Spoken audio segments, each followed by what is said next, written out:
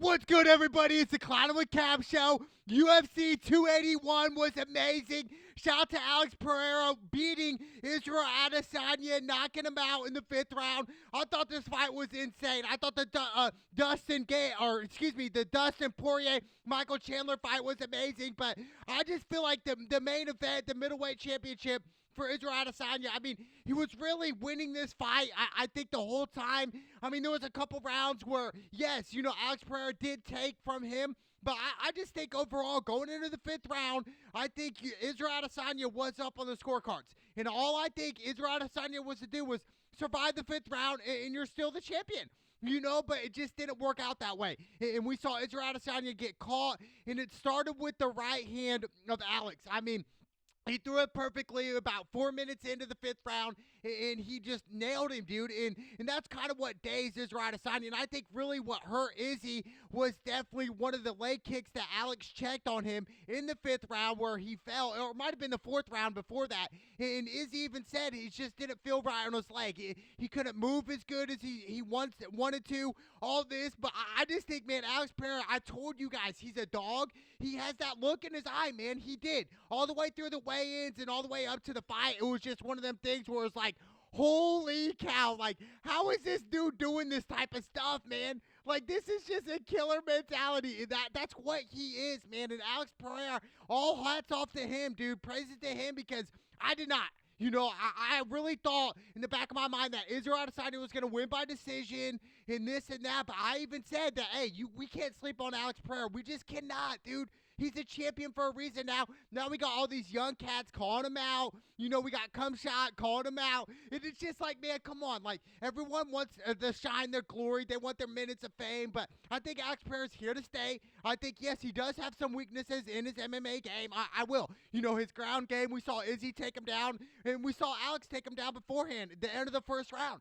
I was just like, or maybe the end of the 2nd round, because the end of the 1st round, if it was 5 seconds later, Israel Adesanya would have won this fight. He dazed Alex Pereira at the end of the 1st, and I was like, holy cow. He was wobbling. A couple more shots, he would have been knocked out. He would have been in Izzy's spot that he was in the 5th round. And this kind of reminds me of the Usman-Leon Edwards fight where, Usman was really kind of controlling the fight, winning the fight, and then come the 5th round, he got hit with that leg kick. And it was lights out. So I think Israel Adesanya, man, this Alex guy was bigger than him, and really Izzy's not used to that. And the last time Izzy fought a bigger guy was a light heavyweight championship belt, and he lost the 4th and 5th round and lost that fight. But Izzy went up in weight. But I just think this Alex Pereira, he could go up to light heavyweight if he wanted to. I mean, they were saying this guy was walking around like 229 pounds, dude. He was kind of like 40-some pounds, dude. It's insane. But I just think Alex Pereira, what's next for him is who wants it. You know what I'm saying? And they're probably going to get a wrestler in or whatnot. I just think for all his coaches, they need to realize, like, look, if we do fight a wrestler, that's what they're going to try to do. They're going to try to take him down and just control him on the ground. Kind of like what Izzy did. And Izzy's not a wrestler, so I think that's one of his weaknesses in his game. But Alex Pereira, he's a killer, man. He's a straight dog. He's a killer. What's next for Izzy is hopefully a rematch here. And I know a lot of people are saying, oh, he's already 3-0 on him. It was an early stoppage. Stop that, dude. Really, I think Izzy got saved, and Izzy agreed with the stoppage, the referee stopping that fight, because really, I thought a couple more seconds, that dude probably would have threw a knee right to Izzy's face, and Izzy definitely would have been embarrassed right there and been really done. And that right there. So I think Israel Adesanya got saved and really helped there. So I could see a rematch. I really could. But I just think Alex Pereira, man, he's only like 5 or 6 fights into the UFC. Now he's the middleweight champion of the world. So I think hats off to him. I think they had a great camp. I think, dude, just looking at him, dude, he's got bombs, man. Every shot that he throws, dude, is accurate, on point, and precision, dude. And that's Alex's MO, dude. And a lot of people are like, oh, he missed some shots. Everybody misses some shots. But really what got Alex there was definitely the right hand, the straight right, and then obviously the left hook that really dazed Izzy on the fence. And Izzy didn't know what to do. Izzy was definitely shook, man. And in that 5th round, I was like, that's not good. Because we kind of saw in the 4th round of this fight where Alex was really not throwing that many punches. And a lot of people were like, oh, he's gassed and this and that. And I kind of had a feeling, I was like, maybe he's saving a lot of it for the 5th round. And we saw what he saved all his energy for in that 4th round, where Izzy was really throwing a lot of the combinations, a lot of the leg kicks, all this, but hats up. I wanted Izzy to win. I think Izzy will be back. Israel Adesanya will be champion one day again. I believe that. But Alex Pereira, man, this guy is a dog. He's a dog, dude. So I told you guys, man, the slight advantage I did give to Izzy, but on the flip side, I said, Alex Pereira, he's one shot away from just knocking you out, dude, and that's that. So shout out to Alex Pereira. What a main event, dude. This card was stacked, man. UFC 281 was insane. And then we had the Dustin Poirier, Michael Chandler fight. And really, I was disappointed in this fight. Why? Because I picked Michael Chandler. I thought Michael Chandler would definitely win this fight. And I think, really, why did Michael Chandler lose this fight? Because I think his striking coaches did not really train well for this fight. And Dustin Poirier even said, if he had better shots, better striking ability, he would have been put out. I mean, really, we saw Dustin Poirier get hurt in the first round. And then late in that first round, we saw Michael Chandler get hurt. And then going into the corner, Michael Chandler was dazed from Dustin. Everybody's like, it's over. Then the second round, it was a great game plan. Then the coach did it great. I would have said the exact same thing to Michael Chandler. I would have said, look, you're going to take him down. You're going to control him. You're going to take him down and utilize your ground and pound on Dustin Poirier. And that's exactly what he did in the second round. He took him down, ground and pound him, and won that round clearly. So going into the third round, Michael Chandler was up in this fight. The dog was up. Or we could say it was 1-1, but I'd give the slight edge to Michael Chandler. In the third round, Dustin Poirier's coach was like, this guy doesn't deserve to be with you. This is your time to shine. And then Dustin Poirier, we saw, he reversed that takedown, and that was great. I just thought, Michael Chandler, he just went too quick. I think if you're a coach and you're going into this third round, you're going to say, hey, keep your distance right now, because Dustin's going to want to knock you out. He's going to want to throw everything into it, so keep his distance. So the next time he throws a combination, that's when you take him down. I just think Michael Chandler tried to take him down too early, right away, and that's when he got reversed and choked out. Hats off to Dustin Poirier, man. He's been in this sport for a long time, and it goes all the way back, man. I mean, even back at, when was it, UFC 187 or something with him and McGregor, and we saw McGregor knock Dustin Poirier out, and really everybody was like, Dustin Poirier's done with, it's over, his career's gone. And I think John Jones was on that card as well with Daniel Cormier. But, it just goes to show you that never give up. And Dustin Poirier, from that point on, when he did get knocked out by McGregor in the first McGregor bout, ever since then, he's really rose up to the top. And I think, who knows what's next for Dustin Poirier, maybe a title shot somewhere along those lines, but he's had a great career in the UFC, and I don't see it really him stopping yet. Why would he, dude? He's so close, right, from the goal. But I just think for Michael Chandler, he's 2-2 in the UFC right now. He's put on some great fights. I mean, electric fights with Gaethje. I mean, dude, just amazing fights. And really, this fight, I thought, if he had a better game plan here with Michael Chandler, he should have won this fight, dude. Yes, he should have, dude. I think he was stronger than Dustin Poirier. He was quicker than Dustin Poirier. The only thing Dustin Poirier had Michael Chandler were his shots were better. He had crispier shots, whereas, Michael Chandler was more of loose, just throwing haymakers, dude. Literally trying to knock him out in every punch. And that's the problem there.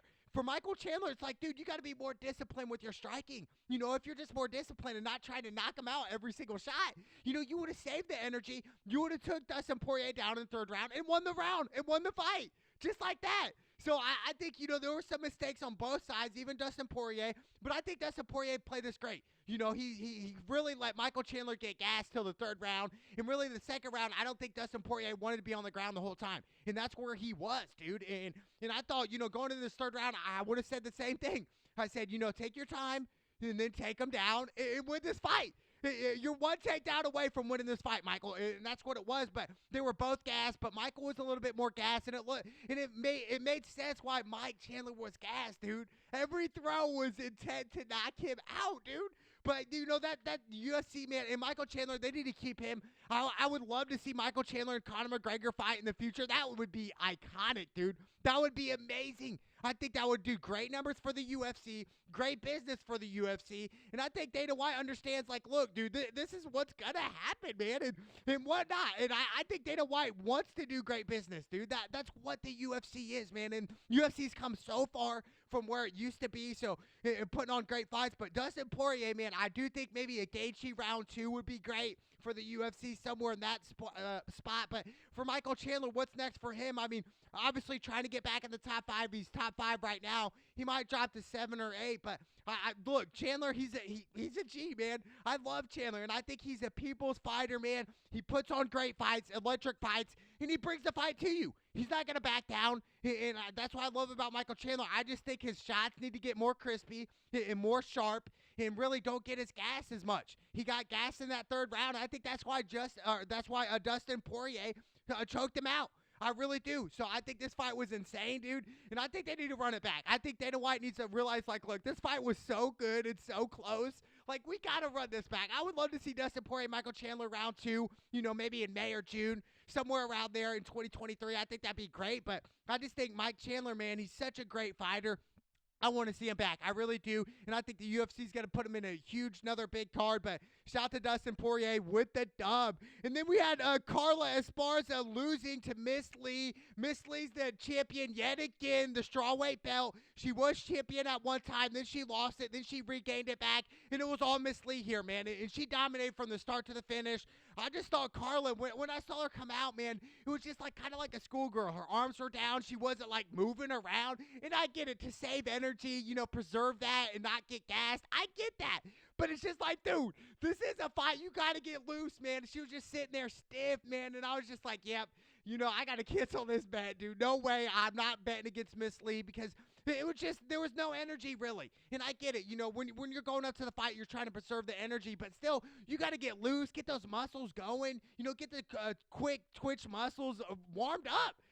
But that wasn't the case. She just sat there, man. I never seen anything like that. I really haven't. It was just so weird to me. But, shout out to Miss Lee. She's the second time, strawweight title champion. She deserves it, man. And she came, man. She brought it, dude. And I can't wait. I hope Rose Namajunas fights her again, for a round 3. Rose has already beat her twice. So I think that'd be a great title fight for the women's strawweight belt. I really do. So, shout out to Miss Lee. I think, she's at the top right now. So anybody going to try to get her down, good luck with that. And then we saw Frankie Edgar, man. Shout out to Chris.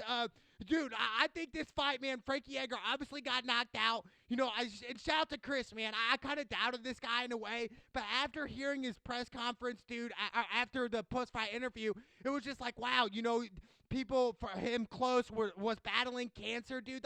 That's some deep shit, man. That's some real life shit. And he was like, mathematically, I'm not supposed to be here and all this, man. I love that, dude. So shout out to Chris, man. He got the dub, man. He's 19-3-2 in his UFC career. And I thought, Frankie Edgar, he had so much respect for him. Like I said, Frankie Edgar's been in the UFC since 2007. Yes, he went out on his back, but most fighters do that, man. And that's part of the fight game. That's what it is, man. And that's just how it goes. But I could see Frankie Edgar getting it in the UFC, somewhere in there, coaching something like that. But Frankie Edgar, legend, man. Everybody applauded him at the Madison Square Garden. It was great, dude. It was amazing. So shout out to Frankie Edgar, man. I mean, what a legendary career. And then we had the last fight on the card, Dan Hooker, man. Shout out to Dan Hooker. And this fight was all Dan. He had great strikes, and that's why I took him. He's 22-12 in the UFC, and he really looked sharp. And the dude who was fighting, man, it was really hard to watch. It was one of them fights where it's just like he wasn't trying to get hit. He kept like falling on his back and shit. In a street fight, man, we call them dudes like pussies, man. Like, get up, dude. Like, well, I get it, man. Like, you're trying to fight smart, but every time go on your back, dude, like, get up. And then the last shot he took at him body, he couldn't get up, and then it was a TKO victory by Dan. But, if I'm Dan there and this dude keeps falling down on the ground trying to grab my leg and shit, like, dude, get up, man. Like, come on, this is the fight game. Like, stand up. We start standing up. Like, quit falling on your back like a pussy, dude. Like, I thought the dude was fighting like a pussy. I really do, man. Like, this dude, I can't believe he's 13-3 in the UFC, but the way he was fighting like a girl, man. Like, dude, get up, bro. Like, why do you keep falling on your back like that, dude? It was so irritating, bro. I was like, I hope Dan knocks this dude out. Like, this is not the fight game. This is not how you represent the fight game. Anyway, of that nature, dude, I was like, Dan Hooker, please. And then he finally got that body shot that it ended him. So, big win by Dan Hooker, but this UFC 281 was amazing. But the Izzy fight, Alex Pereira, a lot of people were surprised, but I wasn't, man. After looking into Alex Pereira's story, man, from Brazil, I mean, this dude's a killer, man. He does it all, dude. I'm telling you what, he's got the eye of the tiger, so I think he's on top. We will see Izzy back, man. I cannot wait, but shout out to the UFC, man. What a freaking weekend. It's the Clown with Cam show. Let's go!